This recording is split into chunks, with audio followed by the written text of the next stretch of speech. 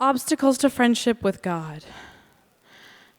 Dear God, she was beautiful. 15-year-old me sitting in the very back row of a sweaty New York theater, watching Cynthia Erivo sing just for me, her voice taking mine for a waltz. She was beautiful. She was powerful, and I should have known. Dear God, she was beautiful. 16-year-old me sitting in a front row of a classroom with my friend whose blue eyes are brighter than her smile. She was beautiful. She was powerful, and I should have known.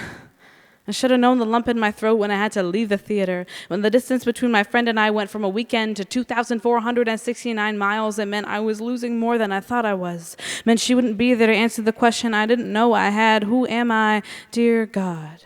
You remember that day like I do.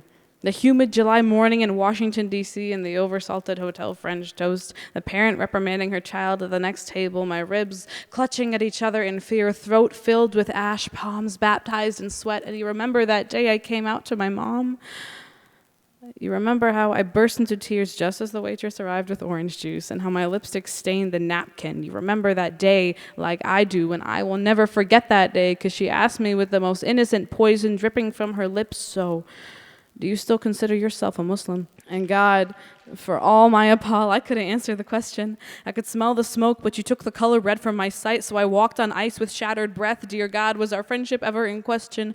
Were you ever my friend? If you created me in your image, why can't I recognize myself? Dear God, queer youth are 13 times more likely to develop an anxiety disorder. Is that one time for every year I thought there was something wrong with me? Dear God, queer youth are 13 times more likely to develop depression. Is that one time for every year I thought I'd fragmented my culture? Dear God, what kind of a friend shatters my breath? And should I even consider myself Muslim anymore when this drowning is anything but peaceful? It's not that I know I'm wrong, it's that you'll never tell me I'm right, dear God. Sometimes I wonder if this world and I were meant for each other, God. You have 99 names, and the first one is the Rahman, compassionate. The second is the Rahim, merciful.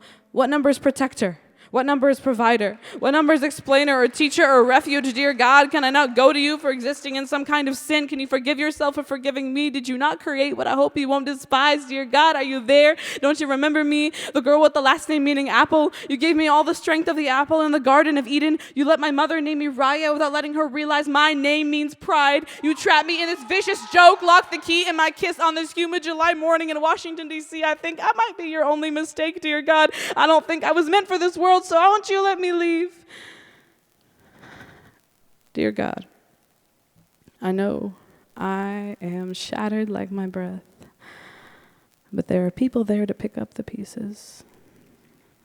Azura, Will, Ebo, Christina, Betania, Ruthie, Hira, Soraya, Becca, Abby, Caitlin, Izzy, Rachel, Helen. They're my better 13 reasons why not.